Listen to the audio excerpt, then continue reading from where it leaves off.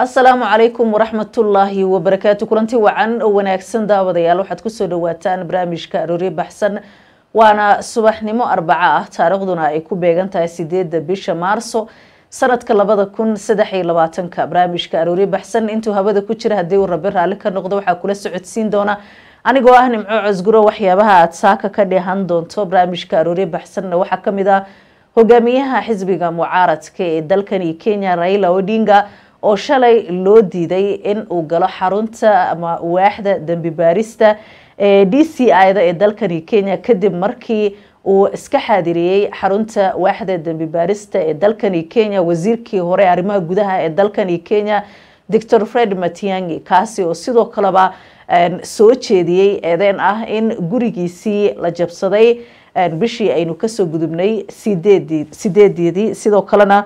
uu shalay halkaasi iska xaadiriyay sidoo kale waxaad barnaamijka Aroori Baxsan aad ku daawan doontaa madaxweynaha Soomaaliya Mudane Xasan Sheekh Maxamuud ayaa waxa uu shaaciyay in Soomaaliya ay si hagar la'aan ah u garab taagan tahay qadiyadaha reer Falastiin waxyaabahaasi iyo sidoo kaleba qodobo kale iyo warbixino kale oo xiiso leh ayaad waxaad ku daawan doontaan barnaamijka Aroori Baxsan inta uu hawada ku jiro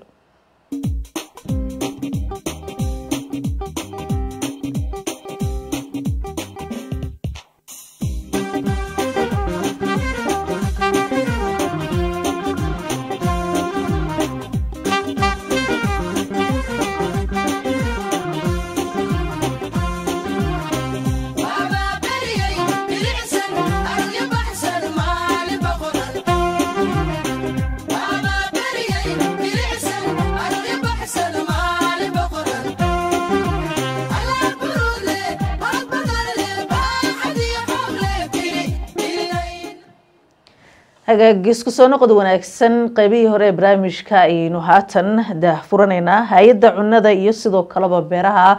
ee qaramada midoobay ee FAO ayaa waxa ay sheegtay in la baajiyay macluushii laga cabsi qabay inay ka dhacdo Soomaaliya balse sidoo kale wali malaayiin qof ay ku sugan yihiin ama sidoo kaleba ay haysato cunno yari hay'adda FAO ayaa waxa ay sheegtay in maalgashi istiraatiijiyad ku saleysan loo baahan yahay si loo wanaajiyo cuntada iyo sidoo kaleba biyaha ay helaan malaayiin qof oo Soomaali ah war-saxaafadeed shalay ka soo baxay magaalada Rome ayay hay'addu ku sheegtay in nolosha iyo sidoo kaleba waxyaabaha daruuriga u ah nolosha ee malaayiin qof oo Soomaali ah ay halis ku sugan yihiin hay'adda FAO waxay ku baaqday in si degdeg ah loo kordhiyo gargaarka degdega ah ee bini'aadanimo iyadoo dhinaca kalena la xoojinayo soo kabashada dadka FAO waxa ay sheegtay in gargaarka bini'aadanimo uu ka hortagay macluul ka dhacda qaybo kamid ah Soomaaliya ilaa iyo haatan balse malaayiin qof oo Soomaali ah ay wali haystaan dhibaatooyin ka imaanaya cunno yarida waxay sheegtay in ka hortaga xaaladda laga walwalo ee soo taraysa aysan u baahnayn oo kaliya kordhinta gargaarka bini'aadanimo balse sidoo kale loo baahan yahay talaabooyin isbedelkeena oo sidoo kaleba lagu sugayo helitaanka cuntada iyo sidoo kaleba biyaha laguna yareynayo u nuglaanshaha dadka ee isbedelada iyo sidoo kaleba cadaadiska iyo hagaajinta la qaybsigooda ee cimilada iyo sidoo kaleba geedi socodka FAO oo soo xiginaysa warbixinta xaaladda nafaqa darrada Soomaaliya oo la daabacay ayaa sheegtay in Soomaaliya ay bilihii la soo dhaafay iyo sidoo kaleba haatanba ay qarka u saarneyd macluul abaaraha ka dhashay shanta xilli roobaad ee baaqday awgeed iyo iyadoo la filayo in xilli roobaad lixaad ay roobabku sidoo kaleba yaraadaan taasi oo ay uga sii darsatay qiimaha sareeya ee cuntada colaada iyo sidoo kaleba helitaanka liita ee biyaha adeegyada nadaafada iyo sidoo kaleba caafimaadka waxay sheegtay inaanan haatan la filayn in macluul ka dhacda qaybo kamid ah Soomaaliya hase yeeshee xaaladdu ay wali adag tahay halista ay tahay inay sidoo kaleba macluul dhacdana ay taagan tahay hay'adda FAO ayaa waxa ay warbixinta nafaqa darrada ay muujinaysaa ku xustay in intii u dhaxaysay Janaayo ilaa ay sidoo kaleba Maarso sanadkan 2023 ku dhawaad 5 milyan oo qof guud ahaan Soomaaliya ay ku jiraan heerka saddexaad ee xaaladda cunto yarida ama sidoo kaleba IPC phase 3 waxyaabaha loo yaqaano xaalad qalalaasa ah ama tii ugu darneed kuwaasi oo sidoo kaleba 96,000 oo qof oo kamid ah ay wajahayaan heerka aad u daran ee masiibada ah ama sidoo kaleba IPC phase 5 FAO ayaa xustay in heerka baahida ee ugu daran ay wajahayaan ilaa 6.5 milyan oo qof oo sidoo kaleba degan ama sidoo kaleba ku nool in ka badan 3 meelood meelaha sidoo kaleba dadka Soomaalida ay degan yihiin ay aad ugu daran tahayba sidoo kaleba nafaqa darrida iyo sidoo kaleba cunnada Soomaaliya bilaha April iyo sidoo kaleba June sanadkan kuwaasi oo sidoo kaleba ay ku jiraan 223,000 oo qof ayaa sidoo kale laga yaabaa inay la soo gudboonaato xaalad heerka masiibada ee ah sidoo kaleba tii ugu darneed abid waxaa intaasi dheer in dadka beeraleyda ah ee ku nool deegaanada hoos yimaada degmada sidoo kaleba degmooyinka Soomaaliya iyo sidoo kaleba qaybo kamid ah Baydhabo iyo sidoo kaleba Muqdisho ay halis ugu jiraan macluul inta u dhaxaysa bilaha April iyo sidoo kaleba June hadii roobabka gu'aga sidoo kaleba ay baaqdaan sidoo kalena ay sidoo kaleba ay xaaladaasi ay dadkaasi ku sugan yihiin ay ka sii dari karto bilaha soo socda sida ay xustayba hay'adda FAO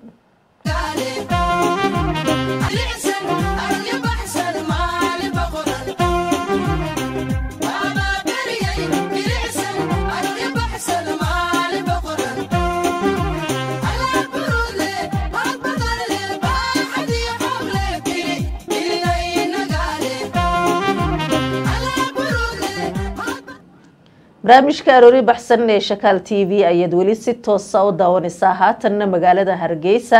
iyo waxyaabaha ka cusub saaka waxaana inoo eegaysa Sagal Maxamuud Cumar oo ku sugan magaalada Hargeysa mahadsanid Macaws Garo oo ku sugan stuudiyaha magaalada Nairobi subax wanaagsan daawadayaal oo mar kaliya barnaamijka aroori baxsan oo aad ka daawanaysaan Shakaal TV xaruntiisa magaalada tan Hargeysa waxaan idila socodsiinaysaa anigoo Sagal Maxamuud Cumar warbixinteena koobada saaka ayaynu ku soo qaadanaynaa xusuusta xabaalaha dalxiiska waqooyiga magaalada Chicago ee dalka Mareykanka waxa ku yaala qabriga Graceland Cemetery qubuurahan oo dhisan tan iyo qarnigii 19aad ayaa taariikhda lagu qoray inay ku aasan yihiin dadkii halkaasi deganaa oo la sheegay inay ahaayeen dad wanaagsan oo aan dadka dhibaato u geysan jirin waasi adduunyo imsa boqor ayaa dhintay oo loo ooyay kadib markii ay ka tageen oo kaliya qabri cidlo ah oo ku yaala oo ay shimbiruhu hareerihiisa hoy ka dhigteen taalo qubuurahan kamid ah ay ku sawiran tahay gabadh yar gabadhan oo la oran jiray Anias Clark oo 6 jir ahayd ayaa dhimatay sanadkii 1880 sida la sheegay kadib markii ay ku soo baxday inay beertooda ku dhaciyaarto inkastoo maalintaasi jawiga wanaagsanaa iyaduna ay ku ciyaaraysay meel aan ka fogeyn waalidkeed oo isaguna beerta ka shaqaynayay haddana hawada ayaa si kadis ah isku bedeshay dabayl ayaa kacday markaasi ayay samadu onkod iyo hilaac isku darsatay wax yar kadib gabadh yareed waxa ku dhacay danab halkaasina waa ay ku dhimatay iyada oo waalidkeedina arkayo sidaasi darteed ay dadkii deegaanka ugu sameeyeen taalada gabadha yar si loogu xasuusto waalidkana uga samirsiiyaan taaladan qubuuraha ku dhex taala ayaa loo dalxiis tagaa waxaana ay noqotay xawaalaha ugu dalxiiska badan dalkaasi halka ay dalxiis ka dhigteen dalalka islaamka waxaaba jira qubuuro iyaga wax la weydiisto oo loo haysto inay wax ku tarayaan horumadina labaad saaka ayaa dhaqaalaha iyo dakhliga dalka marka dhinaca dhaqaalaha laga warbixinayo erayada GMB waxay u taagan yihiin badeecadaha iyo adeegooda dalka gudihiisa laga soo saaray oo lagu daray muwaadiniinta dalka dibadiisa ka shaqeeya lacagta uu soo diro iyada oo isla markaana laga jarayo dadka ajaanibka ah ee dalka gudihiisa ka shaqeysta kharashkooda maadaama ay tahay kharash dalku galayo intaasi ayaa laga jaraa kharashaadkooda ama isticmaalka dalku galka kobaca dhaqaale ee dalkuna waxa uu ka mid yahay ama uu ku xidhan yahay sida uu kordhayo wax soo saarkiisu iyo badeecadaha iyo adeegsiga kala duwan ee uu dirayo dalka dibadiisa waxaana loo soo gaabiyaa GDP ama isku geynta wax soo saarka guud ee dalka dawladuna waa inay dagaal ku qaado sicir bararka iyadoo isha ku haynaysa meelaha ay ka soo xaroodaan dakhliga lacagaha adag ee dalka soo galaya iyo sida ay u daboolayaan kharashaadkooda dalka sida lacagaha ka soo xarooday badeecadaha dibadda loo diro iyo dakhliga muwaadiniinta ka soo diro dalalka dibadda oo ka mid ah dakhliga guud ee dalka. Haddaba haddii lacagahaasi si fiican aanay iyana bannaanka uga soo dhicin ama dalka aanay soo gaadhin, waxay noqonaysaa dakhli dalka ka lumay oo qayb ka noqon karta sicir bararka iyo hoos u dhaca dakhliga guud ee dalka. qodobkeena saddexaad ayaa isna noqonaya hurdada badan iyo maskaxda. daraasadaha isdabajooga ah ee ka soo baxay aqoonta sii kordhaysa ee aadamiga ayaa caddaysay in hurdada aadka u badani aanay qofka u lahayn haba yaraatee wax faa'iido ah. saynis yahano iyo cilmi baadhayaasha ayaa intaasi raaciyey in maskaxda aanay faa'iido ka helin hurdada wakhtiga dheer, iyadoo xataa waxyeello ku keeni karta muddada badan ee shaqadii caadiga ahayd. waxaanay daraasadu beenaysay in dadka aaminsan in hurdada badani u tahay maskaxda nasasho. warbixintu waxaa intaasi raacisay inay riyadu ku badato dadkaasi, inkastoo riyooyinka ku kala badan yihiin ragga iyo dumarka, iyagoo ay ku sii badan yihiin dumarka wakhtiga badan seexda. daraasadu ayaa lagu sheegay in riyada ay door weyn ku leedahay dareenka iyo dhaqanka qofka, waxaanay ku talisay daraasadu inuu qofku habeenkii seexdo seexan saacado badan oo xaddhaaf ah. halka qoramadeena afraad ee saaka aynu ku eegayno dareenka farxadda ee nafta. kaalmee dadka aad garanayso iyo kuwaanad garanayn, waayo waxaad dareemaysaa farxad, adiguna xagga allah ayaad ka helaysaa abaal iyo wanaag. wanaagga abaalkiisu waa wanaag, waa tilmaan fiican iyo sifo ay dadka kugu soo xoomayaan. heerarka naxariista ay kaa dareemaan, ummadda ayaana ku jeclaata xataa iyagoon aqoon kuu lahayn. arrimaha ilaalinta allah lagu helo waxaa ka mid ah inaad akhrisato aayad kursiga habeenkii marka aad seexanayso iyo marka aad waaberiysatay aad salaada subax tukato. waxaa fiican in habeenkii seexato adigoon qofna caloosha waxba ugu hayn oo laab xadhan. haddii aanad hore u samayn isbar. dadkii hore ee wanaagsanaa waxay odhan jireen markay seexanayaan, allahayow waxaan sadaqaystay qof kasta oo naftayda ku xadgudbay inaan saamaxay, ee allahayow adiguna isaamax. qormadeena u dambaysa ayaa ah xikmadaha maanta. 1. noqo kan bilaaba wanaagga, dadkana u tura damiyana colaada. 2. ha ka xumaan hadalka xun iyo wixii lagaa sheego, adiga waxba kuma yeelayaan, kan yidhi ayay dhib ku hayaan. 3. iska jir dembiyada iyo macsida, iyaga ayaa keena hamiga iyo murugada, iyagaana fura albaabada balaayada. 4. dadka u furfur wejigaaga, waxaad helaysaa niyadooda. hadalkana u dabci si ay kuu jeclaadaan, naxariiso si ay kuu qadariyaan. 5. bixinta sadaqada ku dadaal, haba yaraatee. sadaqadu waxay bakhtiisaa xumaanta, qalbigana way farxad gelisaa, hamigana way kaxaysaa, risiqana way ballaadhisaa. 6. albaabada ugu weyn ee nolosha wanaagsan waxaa ka mid ah ducada waalidka ee badso, samafalkoodana ilaali si shirkiga iyo balaayada aad uga nabad gasho.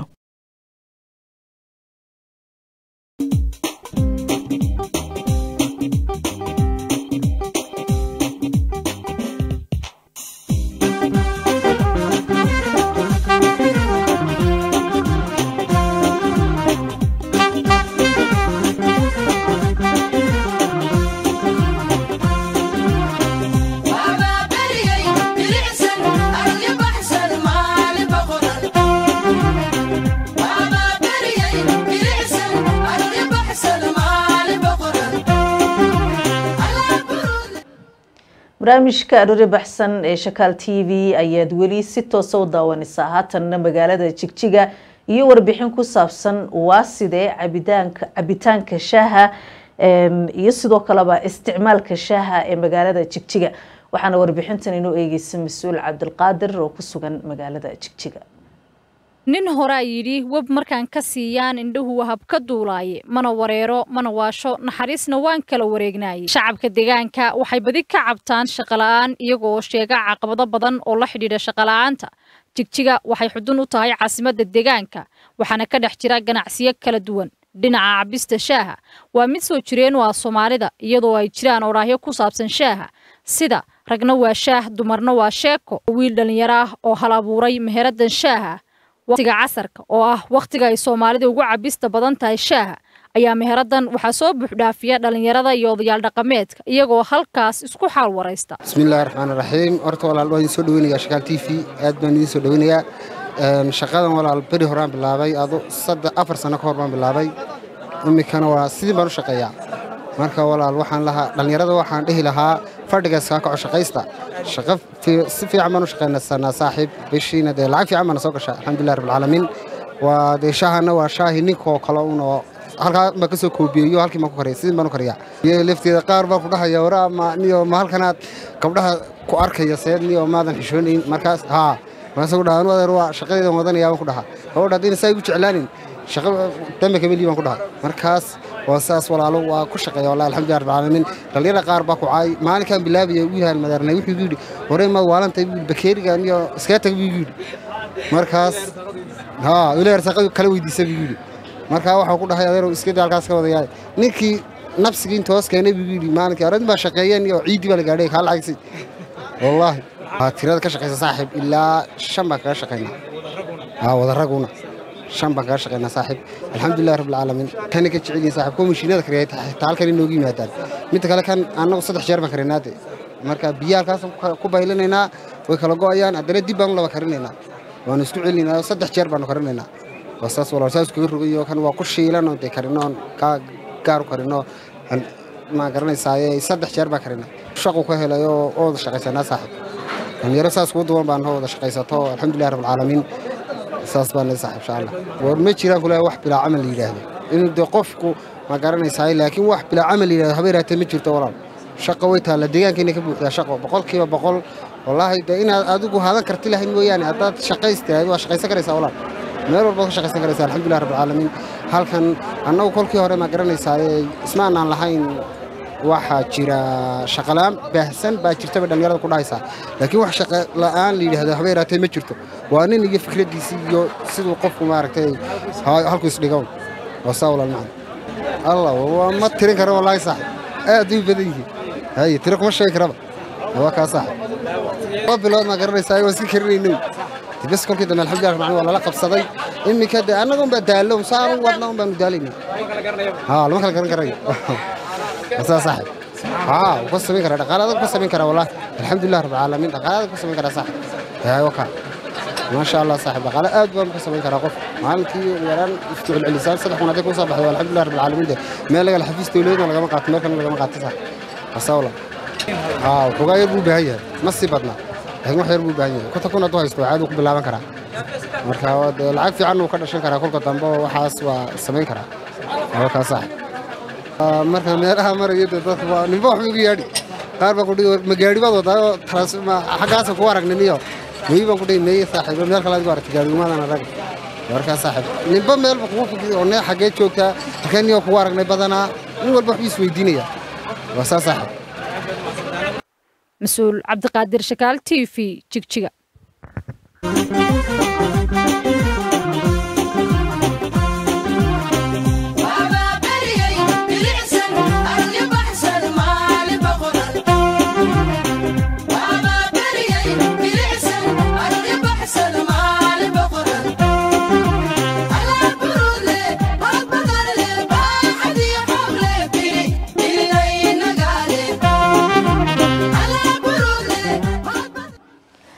isku soo noqod wanaagsan wali waxaad si toos ah u daawanaysaa barnaamijka Aroori Baxsan ee Shakaal TV haatan dalka Kenya hogaamiyaha mucaaradka ee dalkani Kenya Raila Odinga ayaa shalay waxa loo diiday in uu galo xarunta dhexe ee waaxda dambi baarista ee dalkani Kenya ee ku taala wadada Kiambu hogaamiyaha xisbiga Azimio la Umoja One Kenya Raila Odinga ayaa shalay loo diiday in uu galo xarunta waaxda dambi baarista ee DCI-da halkaasi oo uu ku tagay si uu garab istaag u muujiyo ama uu ugu muujiyo wasiirkii hore arrimaha gudaha ee dalkani Kenya Dr. Fred Matiang'i tani ayaa timid kadib markii hogaamiyaha Azimio la Umoja One Kenya Raila Odinga uu gaaray xarunta dhexe ee waaxda dambi baarista DCI-da ee ku taala wadada Kiambu halkaasi oo wasiirkii hore wasaaradda arrimaha gudaha iyo maamulka qaran Dr. Fred Matiang'i iska xaadiriyay si uu faahfaahin uga bixiyo howlgal uu bishii hore sheegay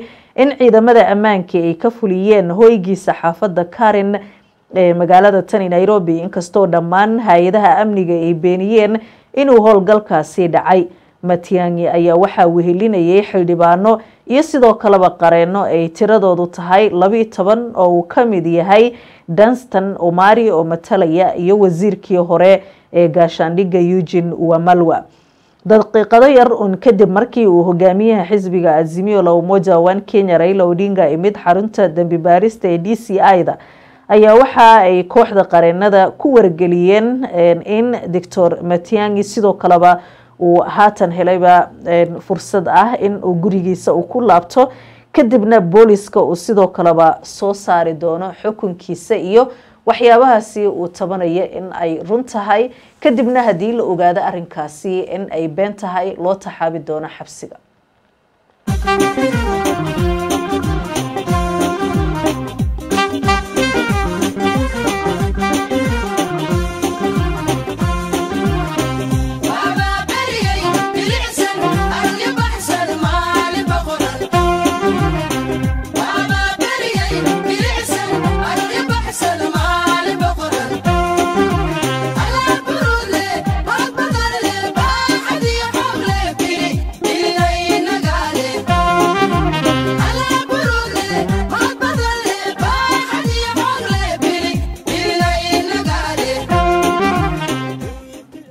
sida ay qoriso wakaalada wararka ee AP Ruushka ayaa waxa uu kor u qaaday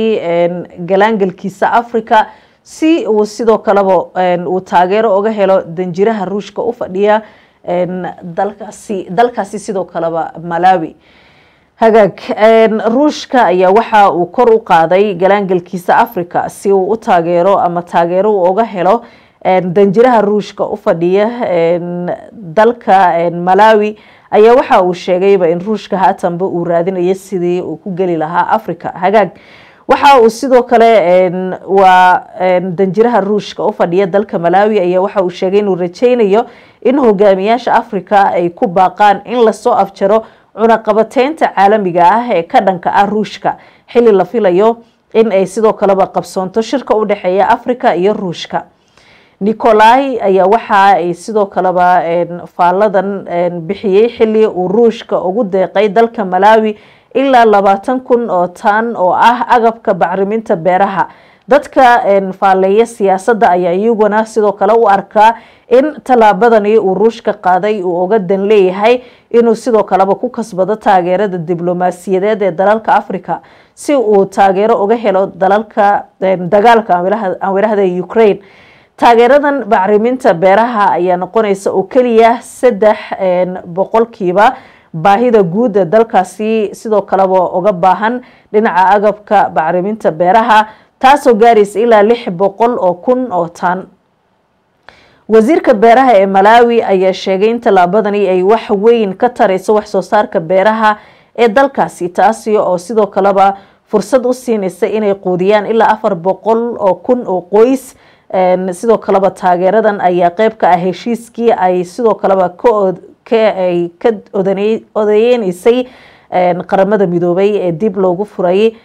in sidoo kaleba sareenka iyo sidoo kaleba agabka bacriminta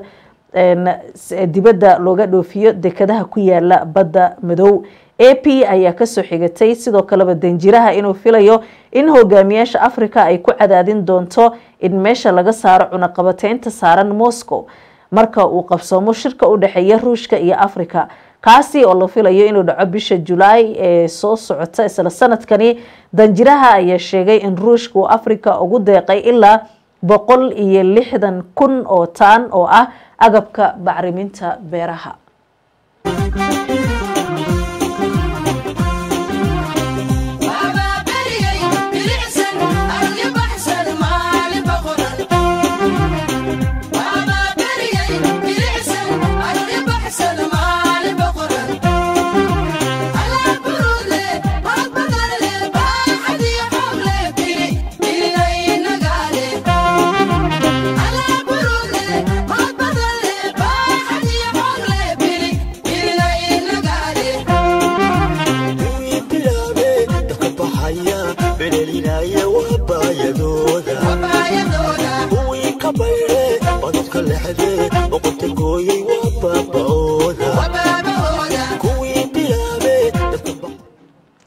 hagaag barnaamijka aroori baxsan ee Shakaal TV ayaad weli si toos ah u daawanaysaa. haatan dalka Soomaaliya madaxweynaha Soomaaliya mudane Xasan Sheekh Maxamuud ayaa waxa uu shaaciyay in Soomaaliya ay si hagar la'aan ah u garab taagan tahay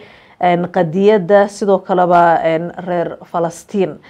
Xasan Sheekh Maxamuud madaxweynaha Jamhuuriyadda Federaalka Soomaaliya oo waraysi gaar ah siiyey warbaahinta Al Jazeera ayaa waxa uu mar kale ku celiyay in mowqifka Soomaaliya ee Falastiin uusan waxba iska bedelin isagoo ugu baaqay Israa'iil inay bedesho istiraatiijiyadeeda dhulka Falastiiniyiinta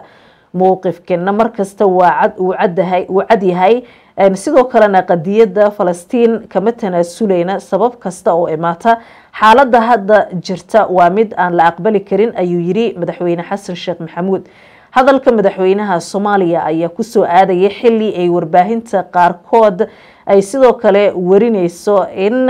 Israa'iil ay ka shaqeynayso sidii uu caadi u noqon lahaa xidhiidhka kala dhaxeeya dalal ay ku jirto Soomaaliya sidoo kale waxaa jirta hadalhayn badan oo ka dhalatay sanadkii hore safar uu madaxweyne Xasan Sheekh iyo wafdi uu hogaaminayo ku tageen dalka Imaaraadka kaasi oo la xidhiidhay in madaxdii Soomaaliyeed ee u safartay dalkaasi ay safar qarsoodi ah uga sii gudbeen Israa'iil afayeenka madaxtooyada Soomaaliya ayaa xilligaasi beeniyay hadalhaynta ka dhalatay arrinkaasi isaga oo sheegay inuu san jirin safar qarsoodi ah oo madaxda Soomaaliyeed ay ku tageen Israa'iil oo ay Soomaaliya la lahayn xiriir si kastaba ha ahaatee madaxweyne Xasan Sheekh ayaa waxa uu haatan meesha ka saaray shakiga arrinkaasi laga qabay isaga oo cadeeyay in qadiyada reer Falastiin aysan waxba ku bedelayn mowqifkoodana sidoo kale uu sidii hore sii ahaanayo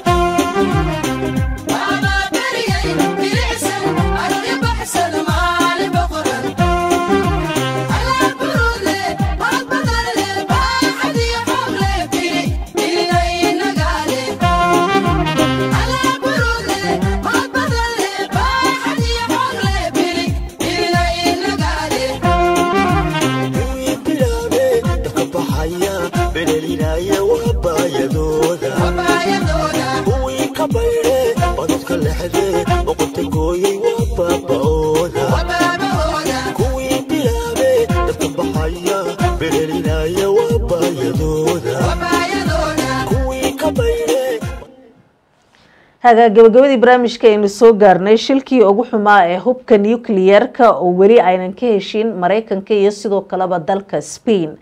Spain ayaa mar kale weydiisatay dalka Mareykanka inuu nadiifiyo hadhaaga hubka nuclear-ka ee ka dhashay mid ka mid ah shilalkii ugu xumaa ee caalamka soo mara kadib markii ay shil gashay diyaarad uu leeyahay Mareykanka oo xambaarsaneyd hubka nuclear-ka taasi oo isku dhaceen diyaarad kale oo shidaal siinaysay Madrid ayaa sidoo kale rajeynaysa in xidhiidhka wanaagsan ee kala dhaxeeya Mareykanku inuu keeno in Washington ay ka dhabayso ballanqaadyadeedii ay sameysay sanadkii 2015 ee ahaa inay nadiifiyaan ciidda sumaysan shilkan ayaa dhacay sanadkii 1966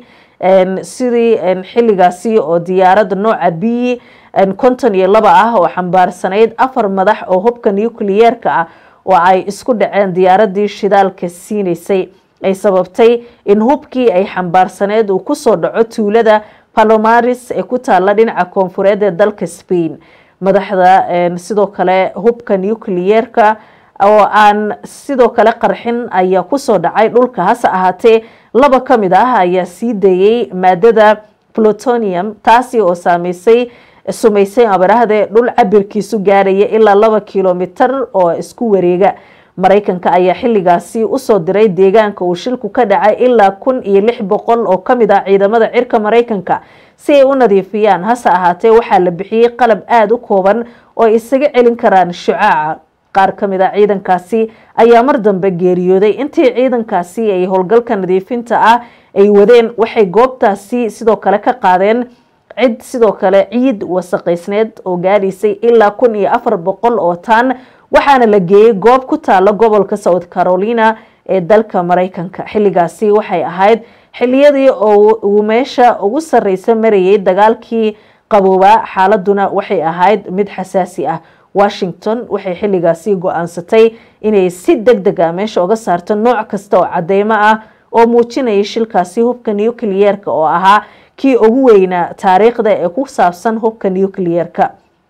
kadib daraasado isxigxiga oo laga sameeyey goobtaasi. ugu dambeyn hay-adda badbaadada hubka nuclearka ee dalka Spain ayaa sanadkii 2007 waxay soo saareen in ilaa 50,000 oo mitir oo isku wareega oo dhul ah inay weli sumaysan yihiin. goobtaasi ayaa la deyriyay waxaana laga mamnuucay in sidoo kaleba awrahda kadib sanado badan ay Madrid culays saaraysay Mareykanka ayaa sanadkii 2015 waxay Mareykanka u saxiixay bayaan ay sidoo kale ujeedadiisu tahay in Mareykanka uu qaado goobta shilku uu ka dhacay isla markaana uu meesha ka saaro ciidda sumaysan kuna aaso meel ammaan ah oo ku yaala saxaraha Las Vegas ee ku yaala gobolka Nevada ee dalka Mareykanka. hase ahaatee tan iyo xilligaasi lama gaarin wax heshiis ah oo dhameystiran lamana qaadin wax tallaaba. xiriirka diblomaasiyadeed ee Mareykanka iyo Spain ayaa meel hoose gaaray xilli uu madaxweynaha ahaa Donald Trump, balse hase ahaatee waxay rajeynayaan in xidhiidhka labaad ee dal sidoo kale uu hagaago intii uu xilka hayo madaxweyne Biden. sarkaal ka tirsan wasaaradda arrimaha dibadda ee Spain oo diiday in uu magaciisa shaaciyo ayaa sheegay in Spain ay mar kale si rasmi ah uga codsatay Mareykanka inuu soo daadgureeyo ciidda sumaysan ee taalo goobtii uu shilka ka dhacay. hase ahaatee ilaa haatan wax jawaab ah lagama helin dhinaca dalka Mareykanka iyo sidoo kaleba madaxweynaha Mareykanka Joe Biden.